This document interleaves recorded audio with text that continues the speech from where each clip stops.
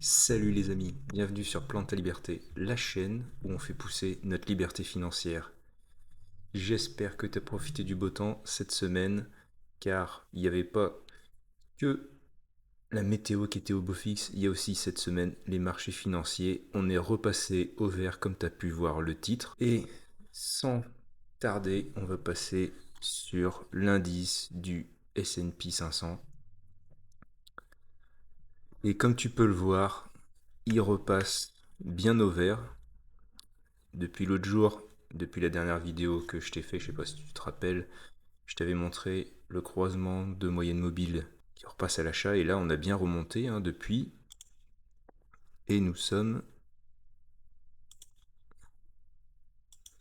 à seulement, allez, on va en dire au-dessus, 3% de son ATH. C'est tout simplement assez haut. C'est pour ça que je me répète, j'ai moi renforcé ici pour lisser ma moyenne en ETF le plus bas possible. Et là, tu vois, depuis, il a fait une belle remontée. Donc tous ceux qui te disent que tout simplement l'analyse graphique ne sert à rien, moi je suis pas forcément de cet avis. Il n'y a pas que l'analyse graphique qui compte. Mais là, en tout cas, moi ça m'a bien aidé à titre personnel.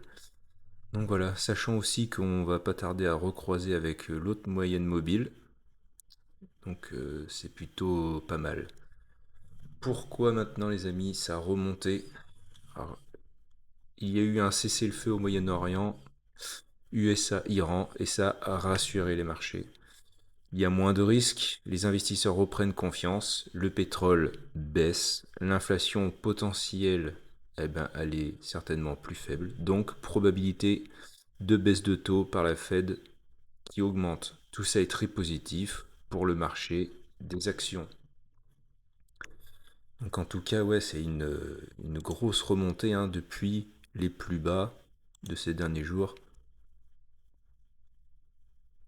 On a monté quasiment de 8%, ce qui est tout simplement énorme pour un indice comme le S&P 500.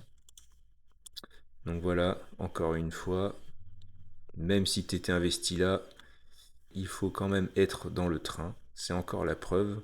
Même si tu étais là, si tu avais investi ici, regarde, tu es toujours plus haut. Voilà.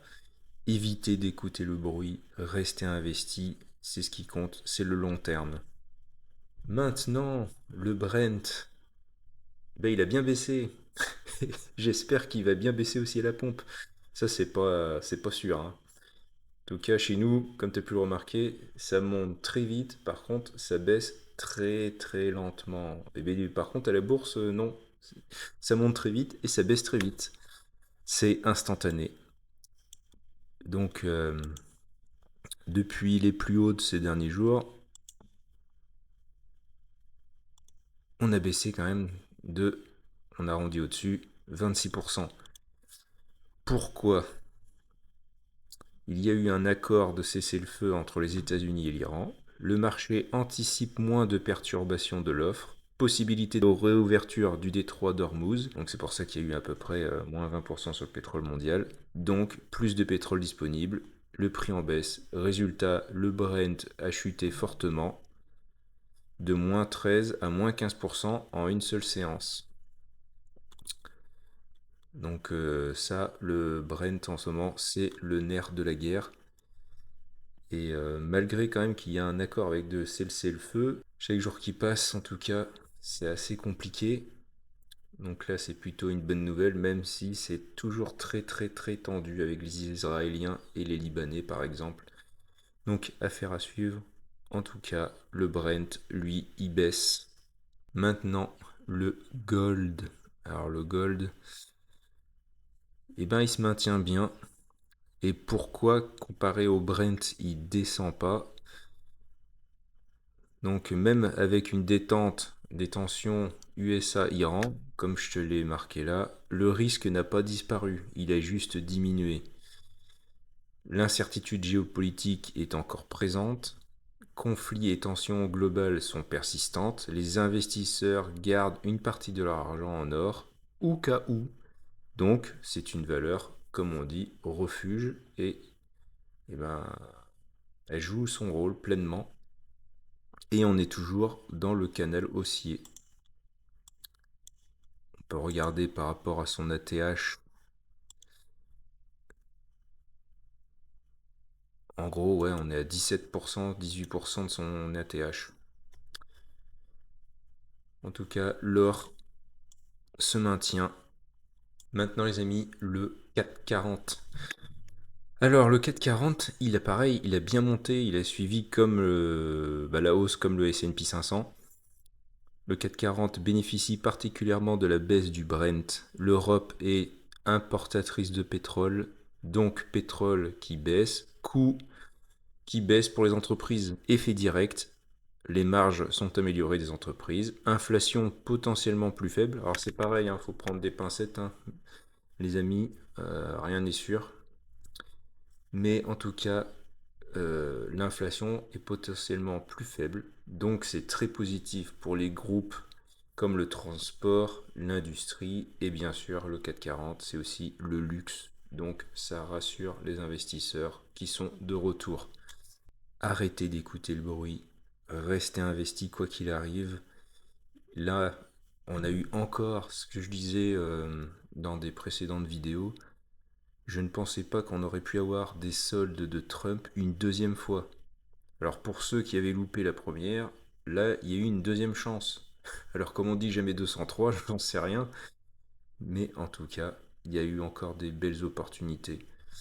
Et en parlant d'opportunités, on va passer à Amazon. Alors, Amazon, pourquoi je te remontre le graphique de Amazon? Sur ma dernière vidéo, je t'avais dit que c'était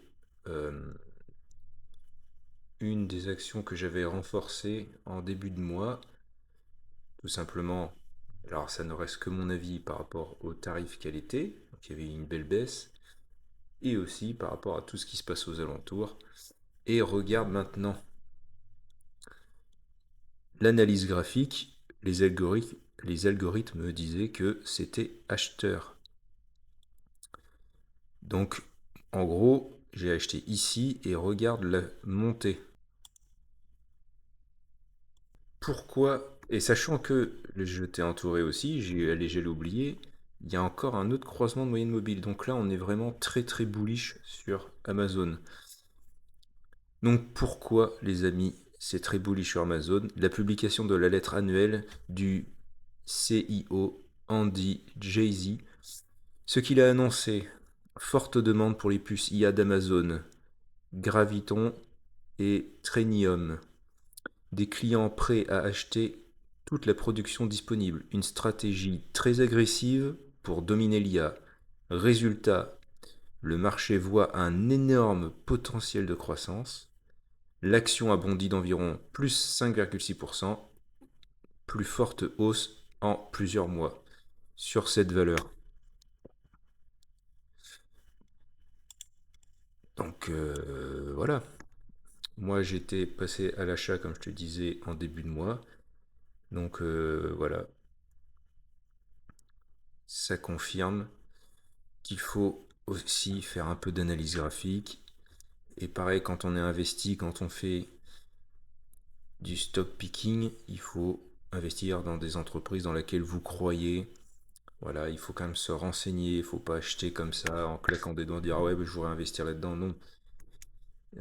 Voilà, il faut être aussi, comment dire, il faut faire ses propres recherches, les amis.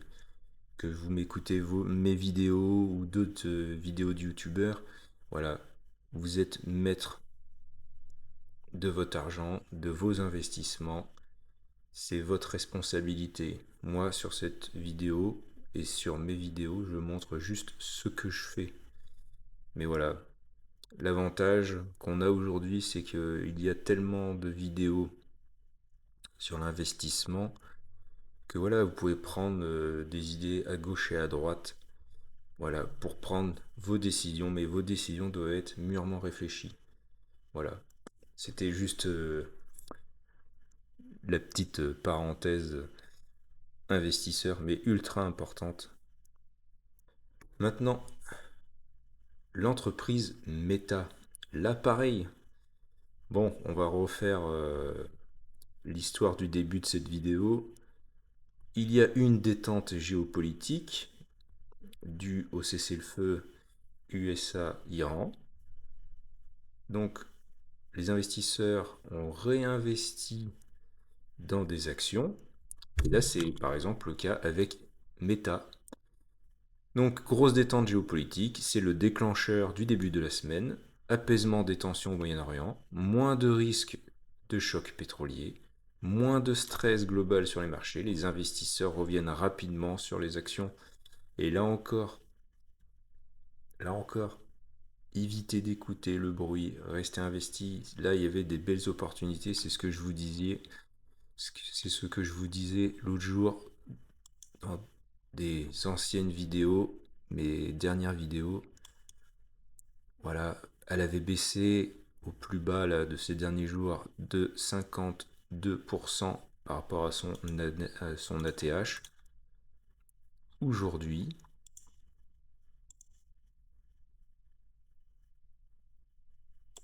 elle a monté de 20% en quelques jours. C'est énorme. Alors c'est vrai que maintenant tout le monde est habitué à ce genre de, comment je pourrais dire, de pourcentage, mais il faut bien que tu comprennes que c'est pas normal en fait. C'est pas normal parce que le marché il est toujours en stress par rapport au dernier tweet de Trump ou vice-versa. La géopolitique en ce moment elle est tellement compliquée à lire que c'est pour ça que en fait, c'est impossible de pricer le marché, comme on dit. Donc, il faut rester investi. Et quand tu as des opportunités, comme je t'expliquais, tu fais des petits couteaux dans la plaie quand ça descend. Par exemple, t'investis ici, t'investis ici, t'investis ici, t'investis ici, parce que tu sais jamais quand ça va remonter. Que si tu te dis, oh bah je vais quand même attendre, et au final, en une journée, ça monte, bah t'as déjà loupé une première montée. Alors, vaut mieux réinvestir là et après si ça remonte. Mais l'objectif, c'est ça. C'est de rester toujours investi et de saisir les meilleures opportunités possibles. Après, personne peut prédire l'avenir. En tout cas, ce que tu peux faire, c'est sûr, c'est investir ton argent dans des belles sociétés solides ou, si tu veux pas t'embêter, des ETF. Moi, sur cette chaîne, j'aime bien montrer un peu quand même le stock picking. Parce que pour moi, c'est pareil, ça n'engage que moi, c'est plus intéressant, je trouve, de comprendre, de voir ce que font les entreprises, de voir leurs résultats, mais si t'as pas envie de te prendre la tête, bah ETF tout simplement. Bon, un petit peu de retour sur les crypto-monnaies maintenant avec le Bitcoin. Alors là, c'est pareil. Tu entends plein de bruit sur le Bitcoin depuis un moment, qu'il va s'effondrer, qu'on sera de retour vers les 40 000, les 50 000. En tout cas, encore une fois, l'analyse graphique me faisait penser, enfin du coup ça c'est ma lecture, que nous avons franchi ce que je t'avais dit plusieurs fois dans mes dernières vidéos encore, que pour moi le bottom il était vers là, vers les 64 000 ou 60 000, bref. Là, il y a eu un premier signal d'achat. Là, j'en ai un deuxième, sachant que j'avais tracé un trend sur les plus bas, mais c'est un trend qui, comme tu peux le voir, repasse un petit peu, comment je pourrais dire, qui remonte légèrement. Là, comme tu as pu le voir, on est en haut du canal baissier. Là, si on dézoome un peu, donc le canal baissier, là tu vois qu'on commence à toucher. Donc là, il touche là, hein, le canal baissier. Donc là, c'est un canal baissier, donc il est parallèle. Là, on voit bien qu'on arrive quasiment en haut.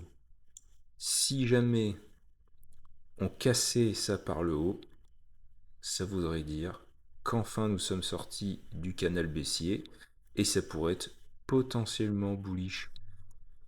En tout cas, là, qu'est-ce que je t'ai écrit? Donc on en revient encore à la géopolitique, très important. C'est pour ça qu'il faut toujours quand même rester informé sur ce qui se passe globalement dans le monde, parce que ça a une incidence dans la bourse. Donc cessez le feu autour du conflit Iran-USA. Le Bitcoin a pris 4 à 5% juste après l'annonce. Les investisseurs reprennent du risque, actions, crypto-monnaies. Important, le Bitcoin agit souvent comme un actif risqué et encore une fois, je le redis, pas comme une valeur refuge pour l'instant. Donc, on verra dans l'avenir ce qu'il en est. En tout cas, comme je disais dans ma dernière vidéo, ou l'avant-dernière, le Bitcoin, et ben malgré tout ce qui s'est passé de négatif, il ne s'est pas non plus effondré. C'est là quand même qu'on voit que c'est un actif solide maintenant. Il y a toujours une grosse volatilité, mais il se maintient à des niveaux quand même assez élevés. Je te laisse là, je te dis à la prochaine pour une nouvelle vidéo. La semaine prochaine, pas de vidéo car oui, c'est les vacances, faut bien en profiter. Faire une petite coupure. Bref, en tout cas, reste investi. Oublie pas, mindset de gagnant. Et je te dis à la prochaine pour une nouvelle vidéo. Allez, salut les amis.